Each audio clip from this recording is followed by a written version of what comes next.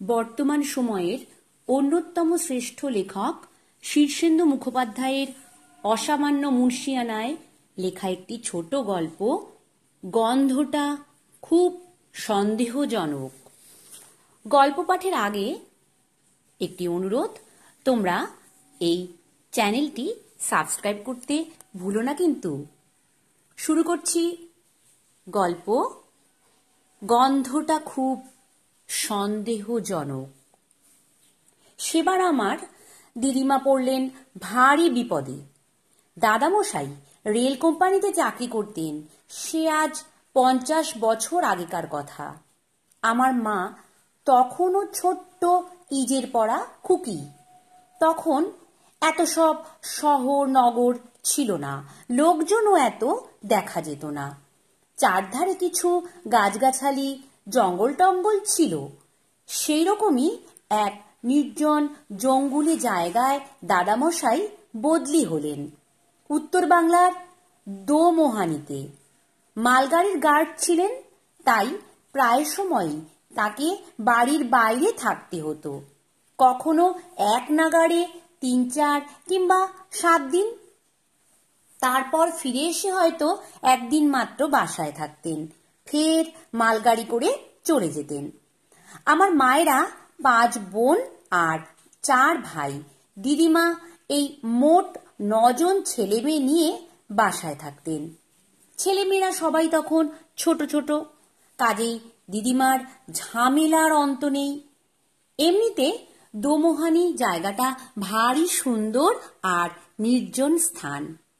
বেটে বেটে লিচু গাছে ছাওয়া, পাথর কুচি ছড়ানো রাস্তা, সবুজ মাঠ, কিছু জঙ্গল ছিল। লোকজন বেশি নয়। একধারে রেলের সাহেবদের পাকা কোয়ার্টার, আর অন্য ধারে রেলের বাবুদের জন্য আধ পাকা কোয়ার্টার। একটা স্কুল ছিল ক্লাস 8 পর্যন্ত। একটা রেলের ইনস্টিটিউট ছিল, যেখানে প্রতি বছর 2-3 বার কেদার রায় বা টিপু সুলতান নাটক হতো। রেলের বাবুরা দল বেঁধে গ্রীষ্মকালে ফুটবল খেলতেন, শীতকালে ক্রিকেট। বড় সাহেবরা সে খেলা দেখতে আসতেন। মাঝে মাঝে সবাই দল বেঁধে তিস্তা নদীর ধারে বা জয়ন্তিয়া পাহাড়ে চড়ুই ভাতিতেও যাওয়া হতো। ছোট আর নির্জন হলেও বেশ আমোদে জায়গা ছিল দোমোহানি। দোমোহানিতে যাওয়ার পরে কিন্তু সেখানকার পুরনো লোকজনেরা এসে প্রায়ই দাদামশাই আর দিদিমাকে একটা বিষয় খুব হুঁশিয়ার করে দিয়ে যেতেন। কেউ কিছু ভেঙে বলতেন না। যেমন স্টোর কিপার অক্ষয় সরকার দাদামশাইকে একদিন বললেন, এই জায়গাটা কিন্তু তেমন ভালো নয় চাটুর্যে, লোকজন সব বাজিয়ে নেবেন, হুটহাট যাকে তাকে ঘরে দৌড়ে ঢুকতে দেবেন না। কিংবা আর একদিন পাশের বাড়ির পালিত গিন্নি এসে দিদিমাকে হেসে হেসে বলে গেলেন, নতুন এসেছেন, বুঝবেন সব আস্তে আস্তে, চোখ কান নাক সব খোলা রাখবেন, কিন্তু ছেলেপুলেদের সামলে রাখবেন। এখানে যারা সব আছে তারা ভালো নয়। দিদিমা ভয় পেয়ে বললেন, কাদের কথা বলছেন দিদি? পালিত গিন্নি শুধু বললেন, সে আছে, বুঝবেক্ষণ। তারপর থেকে দিদিমা একটু ভয় ভয় থাকতে লাগলেন। একদিন হলো কি, পুরনো ঝি সুখিয়ার দেশ থেকে চিঠি এলো যে তার ভাসুরপোর খুব বিমার হয়েছে, তাই তাকে যেতে হবে। 1 মাসের ছুটি নিয়ে সুখিয়া চলে গেল। দিদিমা নতুন ঝি খুঁজছেন, তা হঠাৎ করে পরদিন সকালেই একটা আধবয়সী বউ এসে বলল, ঝি রাখবেন? দিদিমা দোনামনা করে তাকে রাখলেন। সে দিব্যি কাজকর্ম করে, খায় দায়, বাচ্চাদের সাথে গল্প বলে ভোলায়। 1-2 দিন পর পালিত গিন্নি একদিন সকালে এসে বললেন, নতুন ঝি রাখলেন নাকি দিদি? কই দেখি তাকে। দিদিমা ডাকতে গিয়ে দেখেন কলতলায় এঁটো বাসন ফেলে রেখে ঝি কোথায় হাওয়া হয়েছে। অনেক ডাকাডাকিতেও পাওয়া গেল না। পালিত গিন্নি মিচকি হেসে হেসে বললেন, ওদের ওইরকমই ধারা। ঝিটার নাম কি বলুন তো? দিদিমা বললেন, কমলা। পালিত গিন্নি মাথা নেড়ে বললেন, চিনি, হালদার বাড়িতেও ওকে রেখেছিল। দিদিমা অতিষ্ঠ হয়ে বললেন, কি ব্যাপার বলুন তো? পালিত গিন্নি শুধু শ্বাস ফেলে বললেন, সব কি খুলে বলা যায়? এখানে এই হচ্ছে ধারা।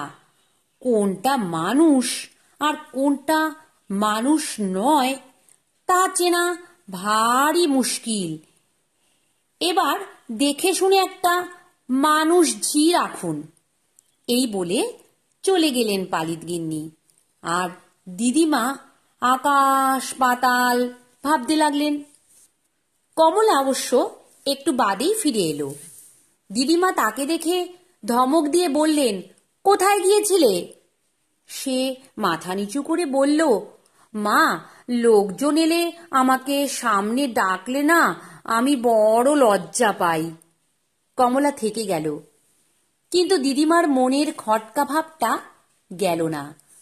ওদিকে দাদামশাইয়েরও এক বিচিত্র অভিজ্ঞতা হলো। একদিন লাইনে গেছেন। নিশুতি রাতে মালগাড়ি যাচ্ছে ডুয়ার্সের গভীর জঙ্গলের ভিতর দিয়ে। দাদামশাই ব্রেক ভ্যানে বসে ঝিমোচ্ছেন। হঠাৎ গাড়িটা দাঁড়িয়ে গেল। তা মালগাড়ি যেখানে সেখানে দাঁড়ায়। স্টেশনের পয়েন্টম্যান আর অ্যাসিস্ট্যান্ট স্টেশন মাস্টাররা অনেক সময় রাত বিরেতে ঘুমিয়ে পড়ে, সিগন্যাল দিতে ভুলে যায়। সে আমলে এরকম হামেশা হতো। সেই রকমই কিছু হয়েছে ভেবে দাদামশাই বাক্স থেকে পঞ্জিকা বের করে পড়তে লাগলেন। পঞ্জিকা পড়তে তিনি বড় ভালোবাসতেন।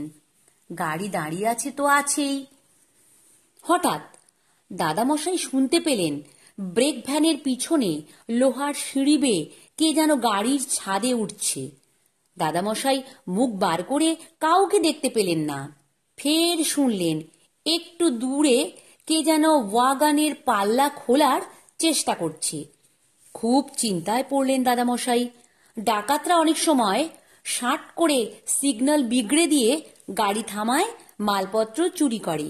তাই তিনি সরেজমিনে দেখার জন্য গাড়ি থেকে হাতবাতিটা নিয়ে নেমে পড়লেন। লম্বা ট্রেন, তার একদম ডগায় ইঞ্জিন। হাঁটতে হাঁটতে এসে দেখেন লাল সিগন্যাল ইতিমধ্যে সবুজ হয়ে গেছে, কিন্তু ড্রাইভার আর ফায়ারম্যান কয়লার ঢিপির উপর গামছা পেতে শুয়ে অঘরে ঘুমোচ্ছে। ওদের দোষ নেই, অনেকক্ষণ নাগারে ডিউটি দিচ্ছে, একটু ফাঁক পেয়েছে কি ঘুমিয়ে পড়েছে। বহু ঠেলাঠেলি করে তাদের তুললেন দাদামশাই। তারপর ফের লম্বা গাড়ি পার করে ব্রেক ভ্যানের দিকে ফিরে আসতে লাগলেন। মাঝামাঝি এসেছেন, হঠাৎ শোনেন ইঞ্জিন হুইসেল দিল। গাড়িও ক্যাঁচ কোঁচ করে চলতে শুরু করলো। তিনি তো অবাক। ব্রেক ভ্যানে ফিরে গিয়ে তিনি সবুজ বাতি দেখালে তবে ট্রেন ছাড়ার কথা। তাই দাদামশাই হাঁ করে চেয়ে রইলেন। অবাক হয়ে দেখেন ব্রেক ভ্যান থেকে অবিকল গার্ডের পোশাক পরা একটা লোক হাতবাতি তুলে সবুজ আলো দেখাচ্ছে ড্রাইভারকে। ব্রেক ভ্যানটা যখন দাদামশাইকে পার হয়ে যাচ্ছে তখন লোকটা তার দিকে চেয়ে ফিক করে হেসে গেল। বহু কষ্টে দাদামশাই সেবার ফিরে এসেছিলেন।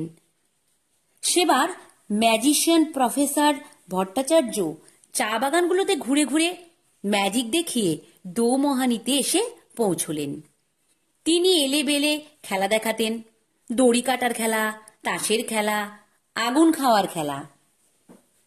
তার দোমোহানির মতো গঞ্জ জায়গায় সেই খেলা দেখলেই লোক ভেঙে পড়ল। ভট্টাচার্য স্টেজের ওপর দাঁড়িয়ে প্রথম দৃশ্যে একটা বক্তৃতা করছিলেন। হাতে ম্যাজিকের ছোট্ট কালো লাঠি। বলছিলেন, ম্যাজিক মানেই হচ্ছে হাতের কৌশল, মন্ত্রতন্ত্র কিছু নয়। আপনারা যদি কৌশল ধরে ফেলেন তাহলে দয়া করে চুপ করে থাকবেন। কেউ যেন স্টেজে টর্চের আলো ফেলবেন না, ইত্যাদি। এইসব বলছেন। ম্যাজিক তখনও শুরু হয়নি। হঠাৎ দেখা গেল তার হাতের লাঠিটা হঠাৎ হাত থেকে শূন্যে উঠে ডিগবাজি খেল। তারপর আবার আস্তে আস্তে ফিরে গেল ম্যাজিশিয়ানের হাতে। প্রথমেই এই আশ্চর্য খেলা দেখে সবাই প্রচণ্ড হাততালি দিল, কিন্তু প্রফেসর ভট্টাচার্য খুব গম্ভীর হয়ে গেলেন। এর পরের খেলা ব্ল্যাকবোর্ডে দর্শকেরা চক দিয়ে যা খুশি লিখবেন, আর প্রফেসর ভট্টাচার্য চোখ বাঁধা অবস্থায় তা বলে দেবেন। কিন্তু আশ্চর্য, প্রফেসর ভট্টাচার্যের এই খেলাটা মোটেই সেরকম হলো না। দর্শকরা কে গিয়ে ব্ল্যাকবোর্ডে লিখবেন এ নিয়ে ওকে ঠেলছেন। প্রফেসর ভট্টাচার্য চোখের ওপর ময়দার লেচি আর কালো কাপড় বেঁধে দাঁড়িয়ে সবাইকে বলছেন, চলে আসুন, সংকোচের কিছু নেই, আমি বাঘ ভাল্লুক নই, ইত্যাদি। সে সময় হঠাৎ দেখা গেল টেবিলের ওপর রাখা চকের টুকরোটা নিজে থেকেই লাফিয়ে উঠল, শূন্যে ভেসে গিয়ে ব্ল্যাকবোর্ডের ওপর লিখতে লাগলো, professor Bhattacharya is the best magician of the world. এই অসাধারণ খেলা দেখে দর্শকরা ফেটে পড়ল উল্লাসে, আর ভট্টাচার্য কাঁদো কাঁদো হয়ে চোখ বাঁধা অবস্থায় বলতে লাগলেন, কি হয়েছে, কি হয়েছে? এবং তারপর তিনি আরো গম্ভীর হয়ে গেলেন। আগুন খাওয়ার খেলাতেও আশ্চর্য ঘটনা ঘটালেন তিনি। কথা ছিল মশাল জেলে সেই মশালটা মুখে পুড়ে আগুনটা খেয়ে ফেলবেন। তাই করলেন, কিন্তু তারপরই দেখা গেল ভট্টাচার্য হাঁ করতেই তার মুখ থেকে সাপের জিভের মতো আগুনের হলকা বেরিয়ে আসছে। পরে তাসের খেলা যখন দেখাচ্ছেন, তখনও দেখা গেল কথা বলতে গেলেই আগুনের হলকা বেরোয়। দর্শকরা দাঁড়িয়ে উঠে সাধুবাদ দিতে লাগলো, কিন্তু ভট্টাচার্য খুব কাঁদো কাঁদো মুখে 4, 5, 7 গ্লাস জল খেতে লাগলেন স্টেজে দাঁড়িয়েই। তবু হাঁ করলেই আগুনের হলকা বেরোয়। তখনকার মফস্বল শহরের নিয়ম ছিল, বাইরে থেকে কেউ এরকম খেলা টেলা দেখাতে এলে তাকে কিংবা তার দলকে বিভিন্ন বাসায় সবাই আশ্রয় দিতেন। প্রফেসর ভট্টাচার্য আমাদের মামার বাড়িতে উঠেছিলেন। রাতে খেতে বসে দাদামশাই তাকে বললেন, আপনার খেলা গণপতির চেয়েও ভালো, অতি আশ্চর্য খেলা। ভট্টাচার্য বললেন, হ্যাঁ, অতি আশ্চর্য খেলা, আমি এরকম আর দেখিনি। দাদামশাই অবাক হয়ে বললেন, সে কি, এ তো আপনিই দেখালেন। ভট্টাচার্য আমতা আমতা করে বললেন, তা বটে, আমি তো দেখালাম, আশ্চর্য।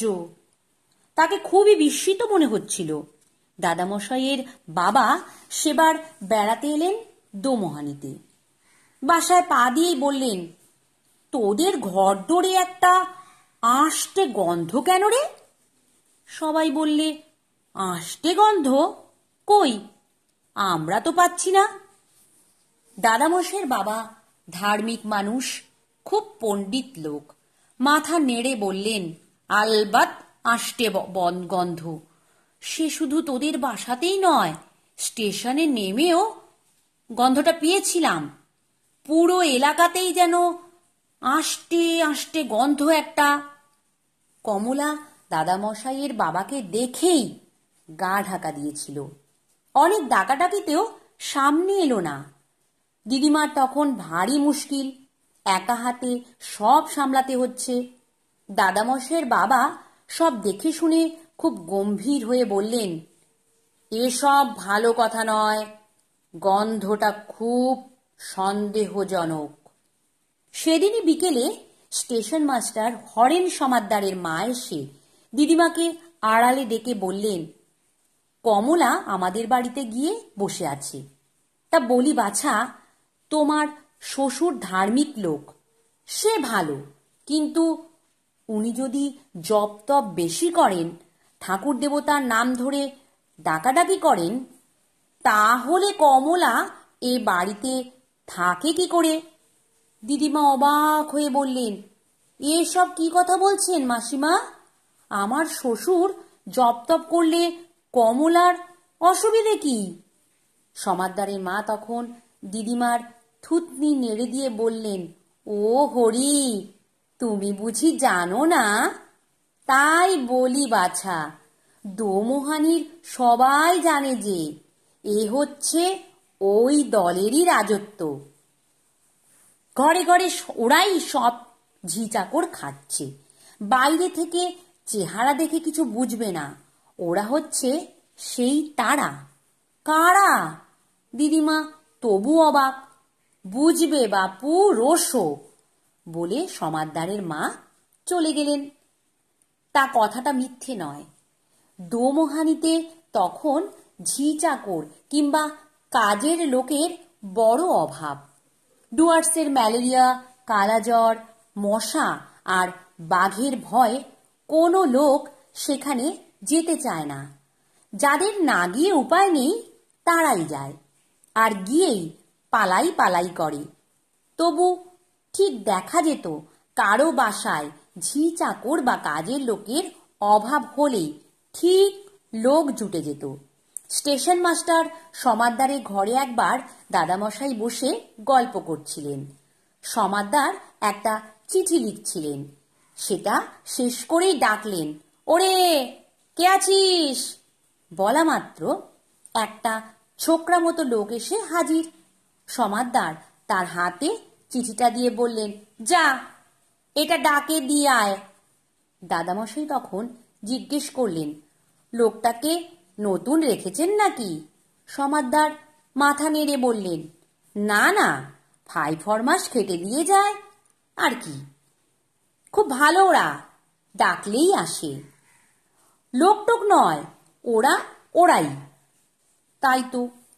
মামাদের বাড়িতে প্রাইভেট পড়াতেন ধর্মদাস বলে একজন বেটে আর ফর্সা ভদ্রলোক। তিনি থিয়েটারে মেয়ে সেজে এমন মিহি গলায় মেয়েলি পার্ট করতেন যে বোঝাই যেত না তিনি মেয়ে না ছেলে। সেবার সিরাজউদ্দৌলা নাটক, তাতে তিনি লুৎফা। গিরিশ ঘোষের নাটক, কিন্তু নাটকের দিনই তার ম্যালেরিয়া চাগিয়ে উঠল। লেপ চাপা করে কোঁ কোঁ করছেন। নাটক প্রায় শিখে ওঠে, কিন্তু ঠিক দেখা গেল নাটকের সময় লুৎফার অভাব হয়নি। একেবারে ধর্মদাস মাস্টারমশাইকে যেন গোঁপ কামিয়ে আগাগোড়া নিখুঁত অভিনয় করে গেলেন। কেউ কিছু টের পেল না, কিন্তু ভিতরকার কয়েকজন ঠিকই জানত যে সেদিন ধর্মদাস মাস্টারমশাই মোটেই স্টেজে নামেননি। নাটকের শেষে দাদামশাই সমাদ্দার মশাইয়ের সঙ্গে ফিরে আসছিলেন। বললেন, দেখলেন কেমন কার্যোদ্ধার হয়ে গেল?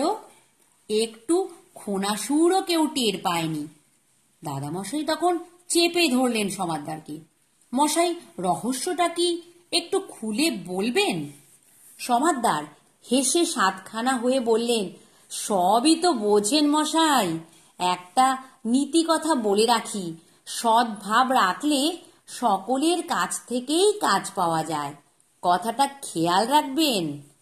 মামাদের মধ্যে যারা একটু বড় তারা বাইরে খেলে বেড়াতো। মা আর বড় মাসি তখন কিছু বড় হয়েছে, অন্য মামা মাসিরা তখন নাবালক নাবালিকা। মার বড় লুডো খেলার নেশা ছিল, তো মা আর মাসি রোজ দুপুরে লুডো পেড়ে বসত। তারপর ডাক দিত, আয় রে। অমনি টুক করে কোথা থেকে মায়ের বয়সী দুটো মেয়ে হাসি মুখে লুডো খেলতে বসে যেত। মামাদের মধ্যে যারা বড় হয়েছে সেই বড় আর মেজো মামা যেত বল খেলতে। দুটো পার্টিতে প্রায় ছেলে কম পড়তো। ছোট জায়গা তো, বেশি লোকজন ছিল না, কিন্তু কম পড়লেই মামারা ডাক দিত, কে খেলবি আয়। অমনি 4-5 জন এসে হাজির হতো। মামাদের বয়সী ছেলে খুব খেলা জমিয়ে দিত। এই খেলা নিয়ে আর একটা কাণ্ড হলো। একবার দোমোহানির ফুটবল টিমের সঙ্গে এক চা বাগানের টিমের ম্যাচ। চা বাগান থেকে সাঁওতাল, আদিবাসী, দুর্দান্ত চেহারার খেলোয়াড় সব এসেছে। দোমোহানির বাঙালি টিম জুত করতে পারছে না। হঠাৎ দোমোহানির টিম খুব ভালো খেলা শুরু করলো। দুটো গোল শোধ দিয়ে আরও একখানা দিয়েছে। এমন সময় চা বাগান টিমের ক্যাপ্টেন খেলা থামিয়ে রেফারিকে বলল, ওরা 12 জন খেলছে। রেফারি গুনে দেখলেন, না, 11 জনই। ফের খেলা শুরু হতে একটু পরে রেফারি খেলা থামিয়ে দোমোহানির ক্যাপ্টেনকে ডেকে বললেন, তোমাদের টিমে 4-5 জন এক্সট্রা লোক খেলছে। দুর্দান্ত সাহেব রেফারি, সবাই ভয় পায়। দোমোহানির ক্যাপ্টেন বুক ফুলিয়ে বলল, গুনে দেখুন। রেফারি গুনে দেখে 11 জনই। দোমোহানির টিম আরও 3টে গোল দিয়ে দিয়েছে। রেফারি আবার খেলা থামিয়ে ভীষণ রেগে চেঁচিয়ে বললেন, there are at least 10 extra man in this team. দর্শকদেরও তাই মনে হয়েছে। গুনে দেখা যায় 11 জন, কিন্তু খেলা শুরু হতেই যেন ঘাসের বুকে লুকিয়ে থাকা কিংবা বাতাসের মধ্যে মিলিয়ে থাকা সব খেলোয়াড় পিল পিল করে নেমে পড়ে মাঠের মধ্যে। রেফারি দোমোহানির টিমকে লাইন আপ করিয়ে সকলের মুখ ভালো করে দেখে বললেন, শেষ 3টে গোল যারা করেছে তারা কই? তাদের তো দেখছি না। একটা কালো ঢ্যাঙা ছেলে, একটা বেঁটে আর ফর্সা, আর একটা ষাঁড়ের মতো, তারা কই? দোমোহানির ক্যাপ্টেন মিনমিন করে সাফাই গাইল। তাতে রেফারি আরও রেগে টং। চা বাগানের টিমও ভ্যাবাচাকা খেয়ে হাঁপসে পড়েছে, কিন্তু কেউ কিছু বুঝতে পারছে না। খেলা অবশ্য বন্ধ হয়ে গেল। দাদামশাইয়ের বাবা লাইনের ধারে দাঁড়িয়ে খেলার হালচাল দেখে বললেন, আবার সেই গন্ধ। এখানেও একটা রহস্য আছে, বুঝলে সমাদ্দার? স্টেশন মাস্টার সমাদ্দার পাশেই ছিলেন। বললেন, ব্যাটারা একটু বাড়াবাড়ি করে ফেলেছে। কে? কাদের কথা বলছো? সমাদ্দার এড়িয়ে গেলেন। দাদামশাইয়ের বাবা দীর্ঘশ্বাস ছেড়ে বললেন, গন্ধটা খুব সন্দেহজনক। দাদামশাইয়ের বাবা সবই লক্ষ্য করতেন আর বলতেন, এসব ভালো কথা নয়, গন্ধটা খুব সন্দেহজনক। ও বৌমা, এসব কি দেখছি তোমাদের এখানে? হুট বলতেই সব মানুষজন এসে পড়ে কোত্থেকে, আবার হুস করে মিলিয়ে যায়। কাল মাঝরাতে উঠে একটু তামাক খাওয়ার ইচ্ছে হলো।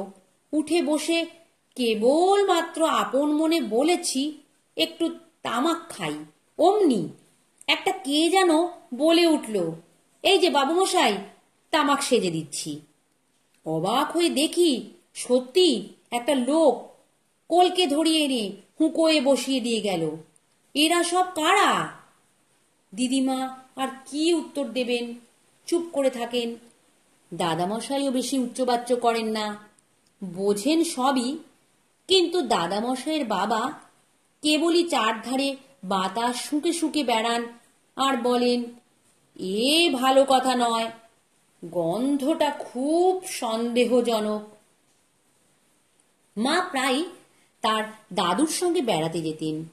রাস্তাঘাটে লোকজন কারুর সঙ্গে দেখা হলে তারা সব প্রণাম বা নমস্কার করে সম্মান দেখাতো দাদামশাইয়ের বাবাকে, কুশল প্রশ্ন করত। কিন্তু দাদামশাইয়ের বাবা বলতেন, রোসো বাপু, আগে তোমাকে ছুঁয়ে দেখি, গায়ের গন্ধ শুকি, তারপর কথাবার্তা। এই বলে তিনি যাদের সঙ্গে দেখা হতো তাদের গা টিপে দেখতেন, শুঁকতেন, নিশ্চিন্ত হলে কথাবার্তা বলতেন। তা তার দোষ দেওয়া যায় না। সেই সময় দোমোহানিতে রাস্তায় ঘাটে বা হাটে বাজারে যেসব মানুষ দেখা যেত তাদের 12 আনাই নাকি সত্যিকারের মানুষ নয়, তা নিয়ে অবশ্য কেউ মাথা ঘামাতো না। সকলেরই অভ্যেস হয়ে গিয়েছিল। অভ্যাস জিনিসটারই ভারী অদ্ভুত। যেমন বড় মামার কথা বলি।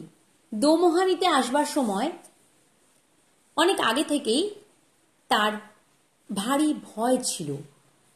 তারও দোষ দেওয়া যায় না, এই বয়সে ভূতের ভয় কারই বা না থাকে। তার কিছু বেশি ছিল। সন্ধ্যের পর ঘরের বার হতে হলেই তার সঙ্গে কাউকে যেতে হতো। দোমোহানিতে আসবার অনেক পরেও সে অভ্যাস যায়নি। একদিন সন্ধেবেলা বসে ধর্মদাস মাস্টারমশাইয়ের কাছে পড়ছেন একা। বাড়ির সবাই পাড়া বেড়াতে গেছে। ঠিক সেই সময় তার বাথরুমে যাওয়ার দরকার হলো। মাস্টারমশাইকে তো আর বলতে পারেন না, আপনি আমার সঙ্গে দাঁড়ান। তাই বাধ্য হয়ে ভিতর বাড়িতে এসে অন্ধকারকে উদ্দেশ্য করে বললেন, এই শুনছিস? অমনি একটা সমবয়সী ছেলে এসে দাঁড়ালো। কি বলছো? আমি একটু বাথরুমে যাব, আমার সঙ্গে একটু দাঁড়াবি চল তো। সেই শুনে ছেলেটা তো হেসে কুটিপাটি বলল, দাঁড়াবো কেন? তোমার কিসের ভয়? বড় মামা ধমক দিল, ফ্যাচ ফ্যাচ করিস না, দাঁড়াতে বলছি দাঁড়াবি। ছেলেটা অবশ্য দাঁড়ালো। বড় মামা বাথরুমে কাজ সেরে এলে ছেলেটা বলল, কিসের ভয় বললে না? বড় মামা গম্ভীর হয়ে বললেন, ভূতের। ছেলেটা হাসতে হাসতে বাতাসে মিলিয়ে গেল। বড় মামা রেগে গিয়ে বিড়বিড় করে বললেন, খুব ফাজিল হয়েছে তোমরা। তা এইরকমই সব হতো দোমাহানিতে। কেউ গা করত না। কেবল দাদামশাইয়ের বাবা বাতাস শুঁকতেন, লোকের গা শুঁকতেন। একদিন বাজার থেকে ফেরার পথে তার হাতের মাছের ছোট্ট খালুই তাতে শিঙি মাছ নিয়ে আসছিলেন। তো একটা মাছ মাঝপথে খালুই বেয়ে উঠে রাস্তায় পড়ে পালাচ্ছে। দাদামশাইয়ের বাবা সেই মাছ ধরতে হিমশিম খাচ্ছেন, ধরলেই কাঁটা দেয় যদি। এমন সময় একটা লোক খুব সহৃদয়ভাবে এসে মাছটাকে ধরে খালুতেই ভরে দিয়ে চলে গেল। দাদামশাইয়ের বাবা তাকে থামিয়ে গা শুকেই বলতেন, এ তো ভালো কথা নয়, গন্ধটা খুব সন্দেহজনক। তুমি কে হে? হ্যাঁ, কারা তোমরা? এই বলে দাদামশাইয়ের বাবা তার পথ আটকে দাঁড়ালেন। লোকটা কিন্তু ঘাবড়ালো না। একটু ঝুঁকে দাদামশাইয়ের বাবার গা শুকে সেও বলল, এ তো ভালো নয়, গন্ধটা বেশ সন্দেহজনক। আপনি কে বলুন তো? হ্যাঁ, কে? এই বলে লোকটা হাসতে হাসতে বাতাসে অদৃশ্য হয়ে গেল। দাদামশাইয়ের বাবা আর গন্ধের কথা বলতেন না, একটু গম্ভীর থাকতেন ঠিকই। ভূতের অপমানটা তার প্রেস্টিজে খুব লেগেছিল। একটা ভূত তার গা শুঁকে ওই কথা বলে গেছে, ভাবা যায়? নমস্কার।